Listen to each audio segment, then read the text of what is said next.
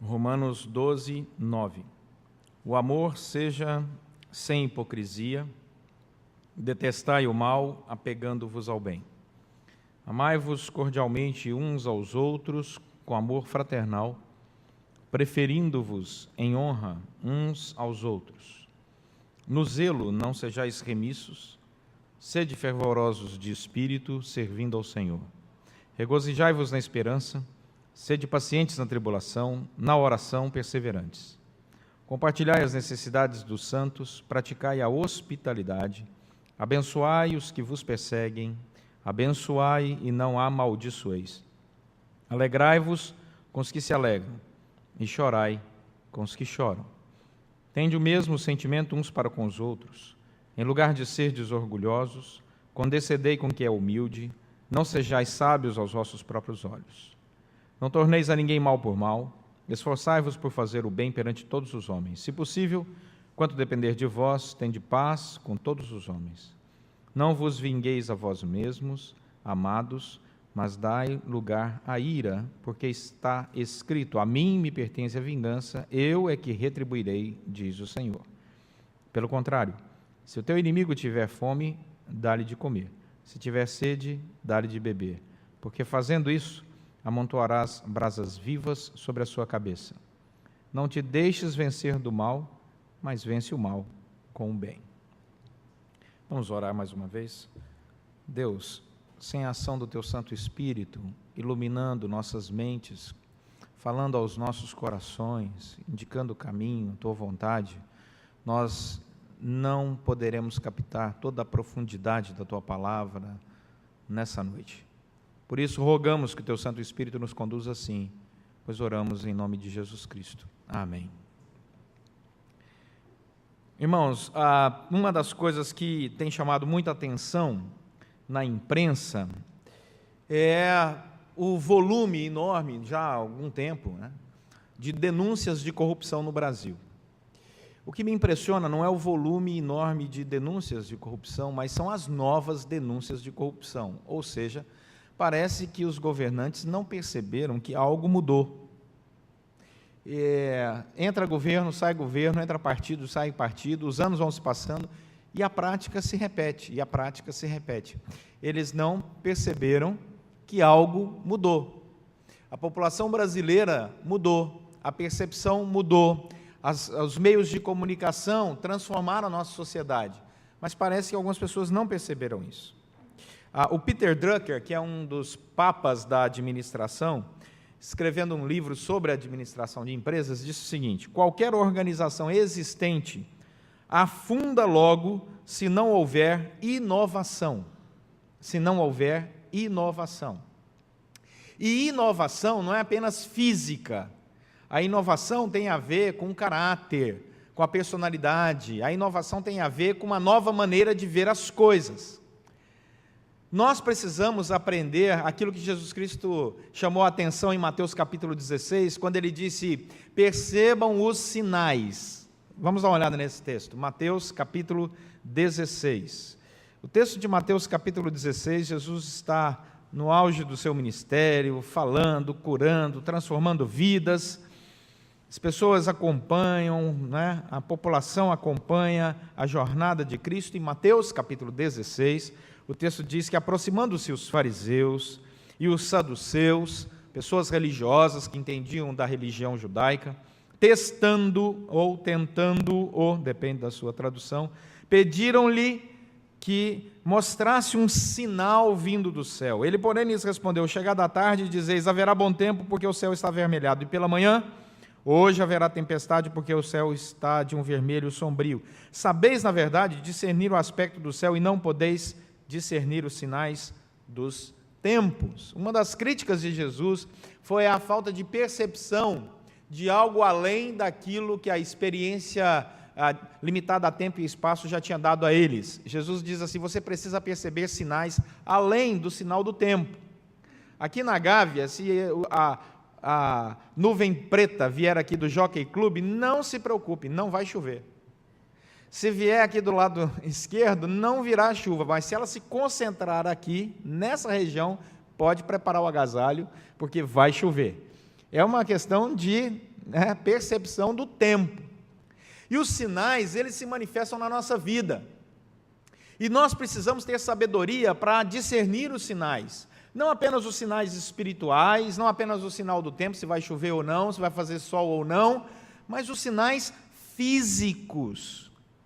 Nós precisamos perceber que o nosso corpo fala, o nosso corpo denuncia se você está cansado, se você está preocupado, se você está irritado, se você está feliz. Os sinais físicos, eles são muitas vezes evidentes. E nós precisamos atentar para isso. Não apenas o sinal que tem a ver com a nossa própria vida, quando você se olha no espelho, mas o sinal do seu interlocutor, da sua família, das pessoas que você ama, dos seus amigos, irmãos. É importante estar atento aos sinais. É importante estar atento aos sinais financeiros. Ora, você fechou a sua primeira conta do mês em vermelho, fechou a segunda conta no vermelho, tem alguma coisa errada, atenta. Né? É preciso atentar. Será que eu estou administrando bem? São sinais.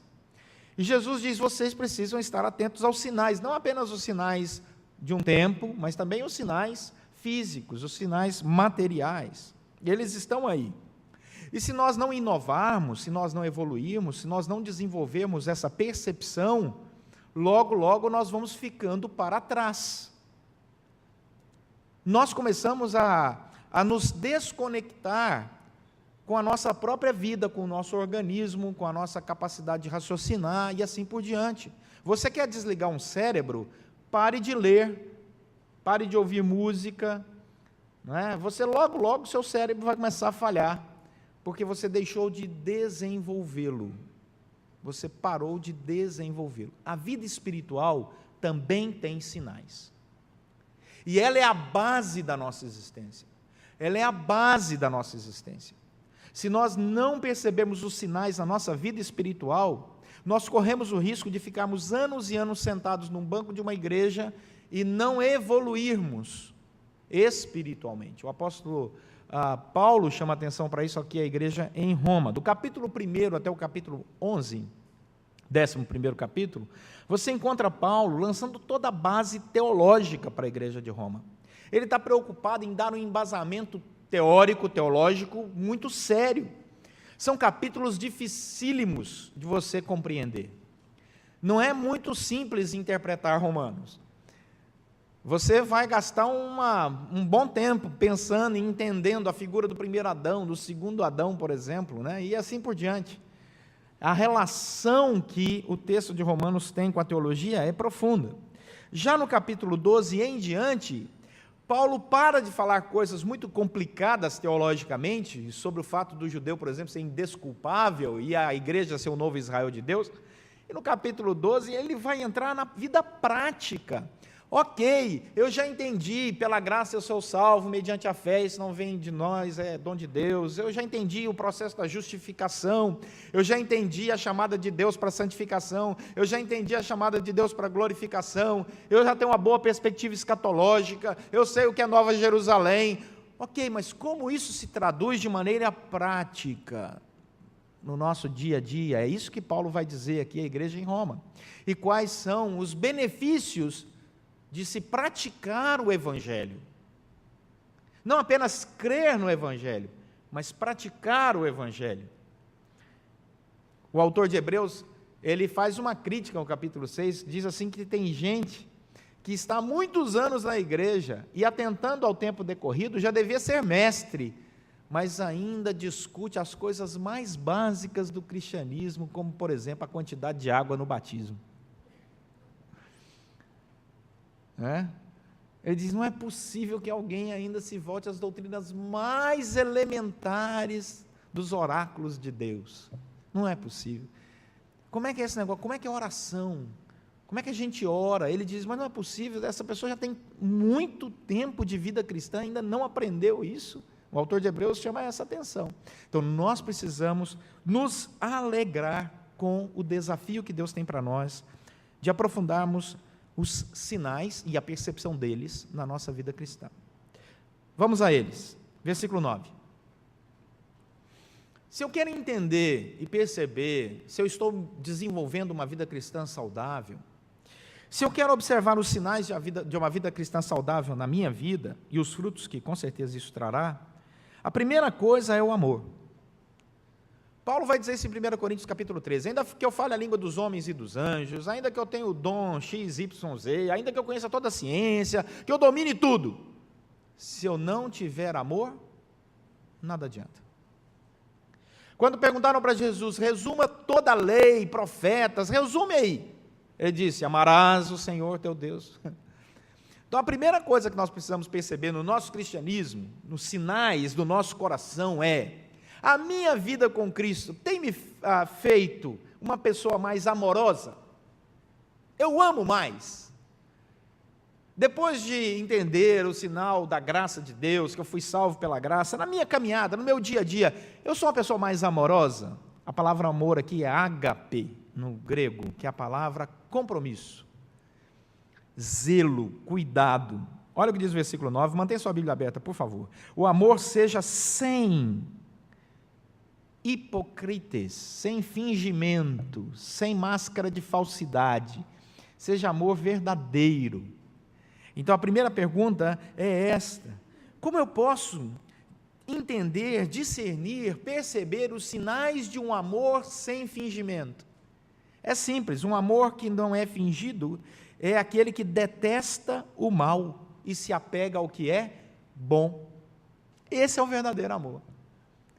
Eu não gosto de servir aquilo que vai fazer mal para alguém, porque eu amo, eu cuido. Eu não gosto de falar palavras que vão machucar a pessoa, porque eu amo, eu cuido. Então, a prática minha é baseada no amor, e o amor se torna uma coisa muito perceptível. Olha o que diz o versículo 10. Amai-vos cordialmente. É interessante porque detestar o mal no grego conduz para o amor cordial. É uma frase que está subordinada à ação da outra. E detestar o mal aqui é uma forte repulsa. Detestar o mal do versículo 9 é algo que quando você olha, você sente mal. Sente mal. Esses dias um irmão da igreja, que eu não vou dizer o nome dele nem sob tortura, disse assim, eu recebi várias fotos no WhatsApp de pessoas que foram trucidadas. E eu comecei a ver e passei mal. O senhor quer ver? Eu disse não. E ele riu, ele sabia que eu não ia ver. Não é? Então, é uma coisa que você assusta. Você diz assim, eu não vou ver. Eu não vou ver. E ele ficou brincando, quer ver? Eu mostro. Eu não vou ver. Não vou falar o nome dele nem sob tortura. Não faria isso. Imagina. Né, Bianchi? Não ia virar essa relação. Né? Então, essa foi a nossa brincadeira, né? Tem coisas que você olha, você já passa mal. Só de olhar. É a repulsa iminente. Essa é a palavra grega que aparece aqui. E aí ele diz que, além de detestar o mal, nós temos que nos apegar ao bem. A palavra apegar aqui no grego, sabe qual é? Colocar o colar. Colocar um colar. Apegar é isso. É o gesto de se colocar um colar. Como se algo se tornasse tão evidente que qualquer pessoa que olhasse para você perceberia que você está com o bem. Você faz bem por causa do amor. Então você é um cristão que dá sinais do amor de Deus. E isso então conduz ao versículo 10. Amai-vos então cordialmente, que é, a palavra cordialmente significa na plenitude da afeição. E observe que está no plural, versículo 10, amai-vos cordialmente, uns aos outros. Não existe essa coisa da igreja do eu sozinho. Eu me amo, eu faço louvor lá em casa, e eu sozinho adoro o Senhor. Eu dou o dízimo para mim mesmo, e eu oferto para as minhas causas. Eu vivo a minha igreja, aleluia. Bom pastor eu tenho, eu mesmo. Tem gente que está vivendo essa singularidade espiritualizada, achando que está vivendo o evangelho, mas não está. Evangelho é plural. Evangelho é abraço, evangelho é choro em conjunto, evangelho é missão, é braço dado, isso é evangelho. Pedro vai dizer, igreja são pedras vivas assentadas umas sobre as outras, isso é igreja. essa família da fé. Versículo 10 então diz: portanto, amai-vos cordialmente uns aos outros com amor fraternal. Como é que eu faço isso, apóstolo? Ele responde, versículo 10, preferindo-vos em honra uns aos outros. Preferindo-vos em honra uns aos outros, dando honra ao outro, elogiando o outro. Nós tivemos uma forte discussão teológica na Fórmula 1, hoje, eu e meu filho, nós dois conversando ali, né? E ele disse: pai, você vai torcer para quem? Eu falei: para o Nico Rosberg. E ele disse: eu vou torcer para o Hamilton. Eu falei: sabe por que eu não vou torcer para o Hamilton? Ele falou: por quê? Eu falei: porque todas as vezes que o Hamilton perde, ele não cumprimenta o vencedor, e todas as vezes que o Nico perde, ele cumprimenta o vencedor. Dito e feito, o Nico ganhou. Ai, ter fé assim lá longe. Foi campeão, né? E você via ali a marca clara dos dois. Aí o Natan disse: o senhor tem razão. E eu, na minha humildade, falei: sempre tenho. Não falei. Né? Foi brincadeira.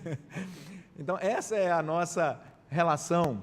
É uma relação em que você percebe os sinais. O amor é cordial e você prefere honra uns aos outros. Por isso, se você pular para o versículo 15, você percebe a característica mais evidente de um cristianismo saudável na nossa agenda. Um sinal claro: você se alegra com os que se alegram e chora com aqueles que estão chorando. Chorar com os que choram é muito fácil. Vou repetir: chorar com os que choram é fácil demais. Eu quero ver alegrar com os que se alegram. Você trabalha, né? E está ali lutando. Aí vem outra pessoa e fala: rapaz, eu tropecei num negócio ali, achei uma mala do século 17, cheia de ouro, de um navio espanhol que afundou, e levei, e agora eu estou milionário para o resto da vida. Aí você diz: que maravilha, como eu estou feliz por você, né? Essa é a nossa sociedade, mas isso não é aquilo que a palavra do Senhor diz que nós devemos sentir. Alegrar com os que se alegram. E a palavra diz que isso é o amor cordial, fraternal, onde você prefere honra um ao outro. Versículo 11. Como é que isso, então, se traduz nesse dia a dia, esse amor? O amor é zeloso, diz o versículo 11. E no zelo, você não deve ser descuidado, que é a palavra remisso no grego. Você não deve ser descuidado. Quem zela é cuidadoso. E para ser cuidadoso, você tem que investir tempo. E você investe tempo naquilo que acredita. Você não investe tempo naquilo que você não acredita. Você só investe tempo e, consequentemente, dinheiro naquilo que você acredita. Naquilo que você não acredita, você não investe. Muitas pessoas falam assim: eu gostaria de aprender um novo idioma. Eu quero aprender um novo idioma, eu quero aprender inglês, eu quero aprender francês, eu quero aprender espanhol, não sei o quê e tal. Só que ele não investe, ele só fica no querer. Porque aquilo para ele, de fato, não é totalmente relevante. Ele não ama esse tipo de aprendizado. Porque se ele necessitasse, ele aprenderia. Pega o indivíduo, leva ele para a Alemanha, e alemão para mim é a língua mais difícil de aprender, porque é a língua dos anjos, você leva a eternidade inteira para aprender, solta o indivíduo que não sabe nada de alemão, diz: você vai viver aqui, dá 6 meses para você ver, ele se torna uma pessoa fluente, leva ele para a Arábia Saudita, leva ele para a Coreia, por quê? Porque ele ama a sua vida, ele vai lutar pela sua sobrevivência, e vai aprender, Então, o zelo, ele está diretamente ligado a isso. Versículo 11: sede fervorosos de espírito, servindo ao Senhor. Essa palavra fervorosos, aí é uma palavra riquíssima, porque existe uma conversa boa no meio teológico entre John Stott e Martin Lloyd-Jones. E eles interpretam esse texto, e essa palavra fervorosa chama a atenção dos dois. Porque o John Stott, ele diz o seguinte: a palavra fervoroso usado aqui, geralmente na religião é interpretada como fanatismo. Então o texto vai dizer aí, olha, você deve ser fervoroso de espírito. John Stott diz, é uma armadilha para o fanatismo. Mas não é essa a intenção do Senhor. Porque o termo grego, diz o Dr. John Stott, usado aqui é, seja entusiasmado de espírito. Ele fala, essa seria a melhor tradução. E aí, o Lloyd Jones, interpretando esse texto, vai dizer assim, só que tem uma coisa, esse entusiasmo é amoroso. Vamos ver, segundo Lloyd Jones, Provérbios 23, 26. Provérbios 23, 26. Dr. Lloyd Jones chama a nossa atenção para esse texto. Provérbios 23, 26 diz assim, dá-me, filho meu, o teu coração, e os teus olhos se agradem dos meus caminhos. Deus está dizendo conosco, eu quero o seu coração, mas eu não quero só o seu coração, não. Eu quero que os teus olhos se agradem dos meus caminhos. Os olhos, eles são um sinal muito evidente se uma pessoa está triste ou feliz. Quando alguém está triste, os olhos logo denunciam. Se alguém está emocionado, os olhos logo denunciam, né? Mãe de noivo, mãe de noiva, né? No casamento, você olha o olhinho, está tudo lacrimejando assim, estou segurando para não borrar a maquiagem, né? Porque a emoção está evidente, Então o texto vai dizer que Deus deseja o nosso coração, mas não é só um coração, não é só a mente que percebe, não é? O cuidado, é a manifestação visível do zelo, do amor às coisas de Deus. Os olhos se enchem de alegria com aquilo que pertence, diz o versículo 11 lá de Romanos, que pertence ao Senhor, é de Deus, e eu estou feliz, porque glorifica o nome do Senhor. Outro texto citado por Martin Lloyd Jones é Salmo 119, 97, e ele diz, Salmo 119, 97, quanto amo a tua lei, é a minha meditação todo o dia. Quero saber como é que está meu desenvolvimento espiritual, como é que está a minha caminhada espiritual, o quanto você ama a palavra de Deus. O quanto você ama a palavra de Deus, o quanto você medita na palavra de Deus, quanto tempo você tira para ler a palavra, para conhecer o Deus que se revela nessa palavra. E o Salmo 119, verso 143 diz assim, sobre mim vieram tribulação e angústia, todavia, vírgula, os teus mandamentos são o meu prazer.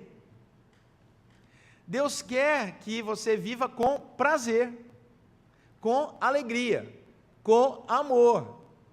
E aí, quando você percebe que o convite do Senhor é esse, você então se torna uma pessoa fervorosa. Daí, volta lá para Romanos capítulo 12, o verso 12.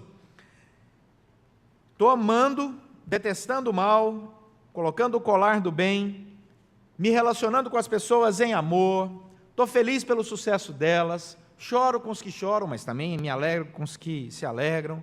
Eu não sou remisso, descuidado com as coisas de Deus, com a palavra de Deus, meus olhos brilham na palavra do Senhor, eu tenho o maior prazer de estudar a palavra do Senhor, eu me alegro em ter esse privilégio de estudar a palavra do Senhor.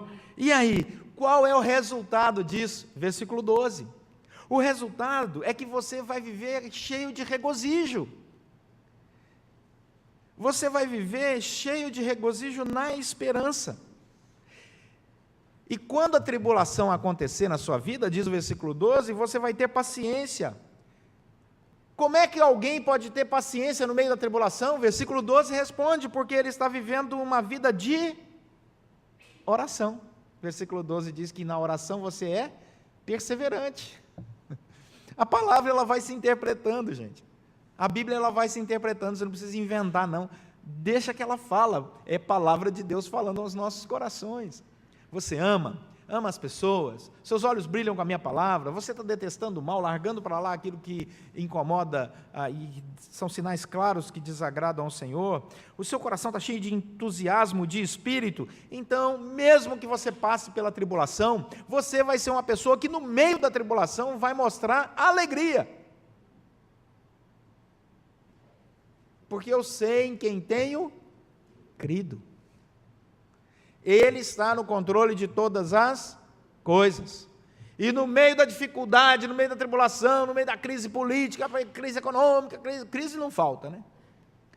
Você chega em casa e põe a cabeça no travesseiro e diz assim, como diz o Salmo: em paz me deito e logo pego no sono, porque só tu, Senhor, me fazes repousar seguro. Seguro. E alguém chega e fala assim: escuta, qual é o segredo para esse sono? Porque quem dorme bem, acorda bem. E quem acorda bem, acorda com o rosto, né, bonito. Não é verdade? A Bíblia diz que a alegria do coração faz o que com o rosto? Aformoseia o rosto. Né? Você percebe claramente uma noite mal dormida e uma noite bem dormida. Se você um dia quiser fazer uma boa pesquisa, vá ao aeroporto em chegada de voo internacional, tipo 7 da manhã. Você vai perceber claramente quem viajou de classe executiva, primeira classe, e quem viajou de classe econômica. É só você olhar rapidamente, você não precisa olhar roupa, bolsa, nada. Olha o rosto, você vai ver claramente quem viajou de quê. Né? A primeira classe é aquela cama, né? Maravilhosa, já vi muito filme. Né? A classe executiva é quase uma cama. E o problema de viajar numa classe executiva é que um dia você vai ter que voltar para a econômica. E a econômica é aquela, que você vai na base do Deus me ajude, Deus me ajude, Deus me ajude, né? Todo amarrotado. Isso é um sinal claro, o rosto denuncia. Olha o que o texto vai dizer: compartilhai as necessidades dos santos, versículo 13, e praticai a hospitalidade. Sabe por quê? Porque quem ama, quem medita, quem se alegra, quem serve, quem compartilha, abençoa. E o versículo 14 diz que essa bênção vai além das pessoas que você ama, ela alcança até aqueles que te perseguem, até aqueles que te amaldiçoam. E diz o versículo 15, que aí, a partir desse momento, você que está vivendo a máxima de alegrar com os que se alegram e chorar com os que choram, experimentou o sentimento de Cristo Jesus. Versículo 16, tende o mesmo sentimento uns para com os outros. Em lugar de ser desorgulhosos, condescendei com o que é humilde. Não sejais sábios aos vossos próprios olhos. Paulo está voltando ao argumento do capítulo 1. Volta lá para o capítulo 1 de Romanos. O problema de quem se acha. Vocês já encontraram alguém que se acha? Não fala nada, não aponta para ninguém, não escreve nome em cartaz, mas tem gente que se acha, não tem? Tem gente que se acha. A Bíblia diz que uma das marcas de quem cai é que ele se acha. Versículo 22 do capítulo 1 de Romanos. Inculcando-se por sábios, qual que é a opinião de Deus sobre eles? Tornaram-se loucos. Inculcando-se por sábios, tornaram-se loucos. Então o texto de Romanos, capítulo 12, chama a nossa atenção para o fato de que nós não podemos ter orgulho, porque isso descaracteriza toda a caminhada. Não sejais sábios aos vossos próprios olhos. Examine-se, pois, o homem a si mesmo. Esse é o princípio da ceia do Senhor. E então coma do pão e beba do cálice. A Bíblia diz: olhe para o seu próprio coração, examine-se a si mesmo, perceba os sinais da sua espiritualidade, perceba o quanto você está amando, o quanto você está sendo zeloso com a obra, o quanto você de fato está envolvido com as coisas de Deus, o quanto você ama a palavra, o quanto você medita nela. Perceba, esses são sinais que vão encher o seu coração de regozijo, de alegria, de paz. Perceba os seus sentimentos com relação ao outro, mesmo que seja aquele outro que te critica. E aí ele conclui, e eu vou concluir com ele, e eu ouvi um glória a Deus, aleluia, obrigado, pastor, né? Que é a última parte, versículo 17 ao 21. Ele vai dizer que a nossa fé, ela é realmente provada no relacionamento com o outro que nos odeia. Isso vai acontecer. Versículo 17 até o 21. Não torneis a ninguém mal por mal, esforçai-vos por fazer o bem perante os homens. Tem um comentarista chamado F.F. Bruce, que diz que havia um ritual no Egito Antigo, em que uma pessoa, um homem, quando ele estava arrependido de algo que ele fez, ele dava uma evidência pública do seu arrependimento. F.F. Bruce conta isso. Como é que era essa evidência pública desse arrependimento dele? Ele pegava uma bacia de alumínio, enchia de carvão, brasas vivas, e colocava sobre a sua cabeça, e saía na rua, em público, para que as pessoas olhassem e dissessem: aquele homem está de fato arrependido do mal que fez. Aí, F.F. Bruce diz, alguns acham que essa é a interpretação desse rito antigo egípcio para esse texto, quando diz no versículo 20, que quando nós perdoamos, cuidamos ou amamos até o nosso inimigo, nós vamos amontoar brasas vivas sobre a sua cabeça. Mas, na verdade, essa não é a interpretação melhor do texto, segundo vários teólogos, né, Calvino entre eles. Aqui o texto está nos chamando a atenção para a justiça que pertence a Deus. Abre em Deuteronômio 32. Deuteronômio 32.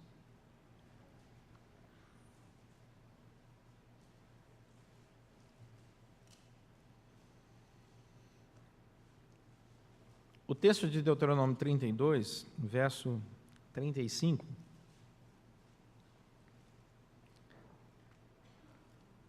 o texto diz assim, é Deus dizendo: a mim me pertence a vingança, a retribuição, a seu tempo, quando resvalar o seu pé, porque o dia da sua calamidade está próximo, e o seu destino se apressa em chegar, porque o Senhor fará justiça ao seu povo, e se compadecerá dos seus servos.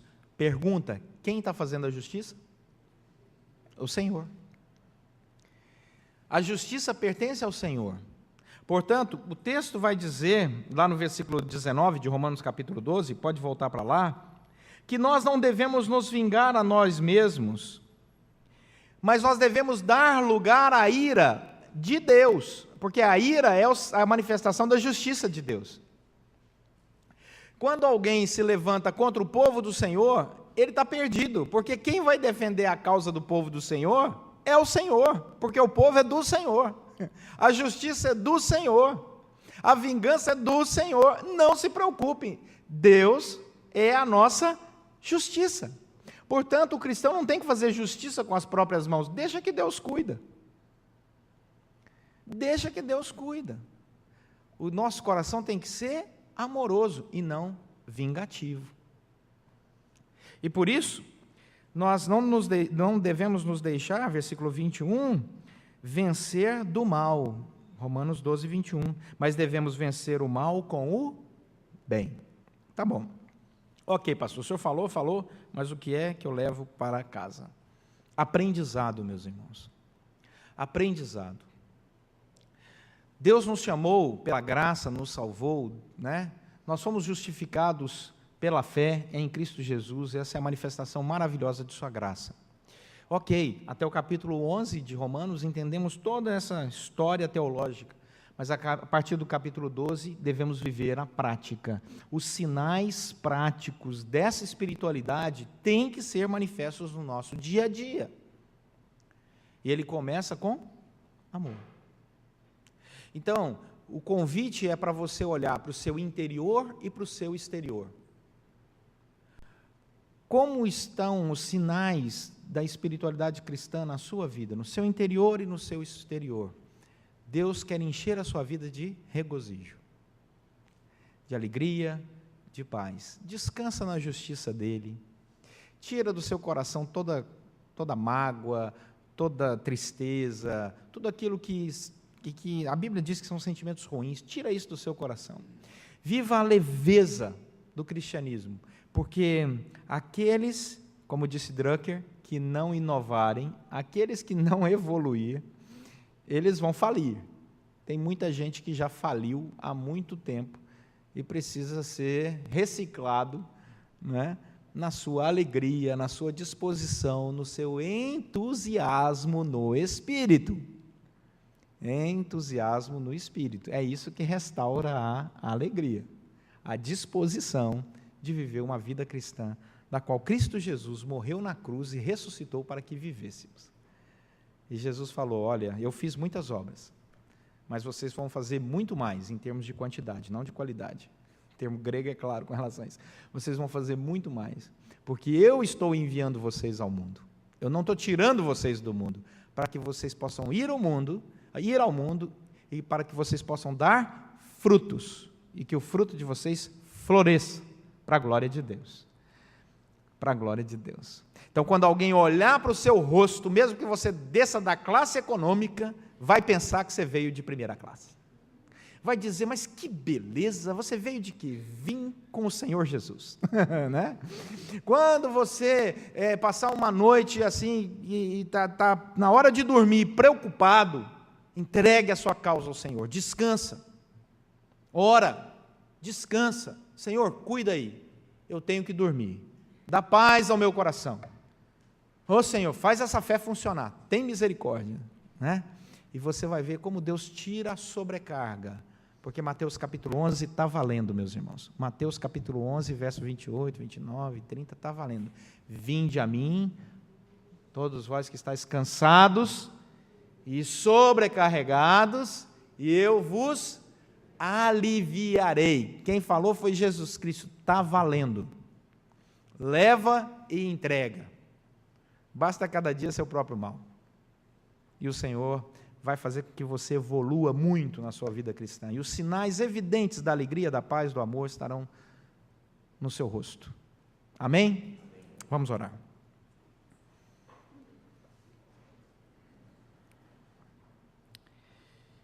Você tem algo te perturbando, que você entrou aqui essa noite preocupado, angustiado, não sei o que é. Deus sabe. É tanta notícia ruim. Você liga a televisão, tem notícia ruim. Você abre jornal, tem notícia ruim. Você abre revista, tem notícia ruim. Isso vai jogando uma carga, um sobrepeso nas nossas costas. O convite de Jesus está valendo. Tira esta sobrecarga. Você não vai resolver o problema do mundo, nem foi chamado para isso. Maior é o que está em nós, diz a Bíblia, do que o que está no mundo.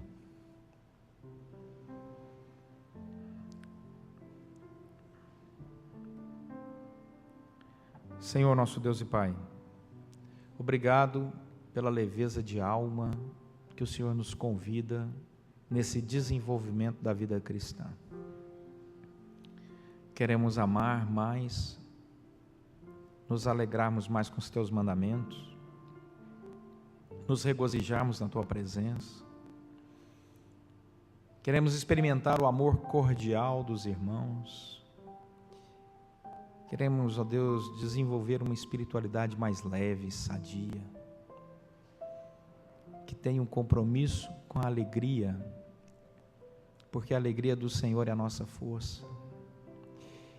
A alegria do Senhor que testemunha, a alegria do Senhor que faz com que o mundo admire a obra de Jesus Cristo na cruz do Calvário. Ó Senhor, nós pedimos que o Senhor agora retire toda a sobrecarga do ombro de qualquer irmão ou irmã que entrou na Tua casa nessa noite. Muitas vezes, Senhor, a nossa fé se mostra tão fraca a ponto de não sentir, ó Deus, a Tua mão poderosa tirando a sobrecarga, mas que agora, Senhor, de maneira muito especial, num ato gracioso do Senhor, em nome de Jesus, retira, Senhor, aquilo que está trazendo tristeza, angústia nos corações do teu povo que, com fidelidade, veio à tua casa nessa noite. E aqueles que nos assistem também pela internet, onde estiverem. Manifesta, ó Deus, o teu imenso amor e cuidado. Porque o Senhor disse na tua palavra que se nós pedíssemos, se nós buscássemos, se nós batêssemos, o Senhor abriria, ouviria e atenderia o nosso pedido. E nós concordamos aqui que precisamos muito da tua mão, retirando esse peso. Retira, Senhor, e nos dá leveza e alegria, para a glória do teu próprio nome, para que os sinais evidentes de tua graça estejam, ó Deus, em nossa vida, para a glória do Senhor. Oramos agradecidos, em nome de Jesus Cristo, nosso Senhor e Salvador. Amém. Que a graça do nosso Senhor e Salvador Jesus, que o amor de Deus, o nosso Pai, que a comunhão terna, eterna e consoladora do Espírito Santo de Deus esteja sobre todos vós, todo o povo de Deus, agora e para todos sempre.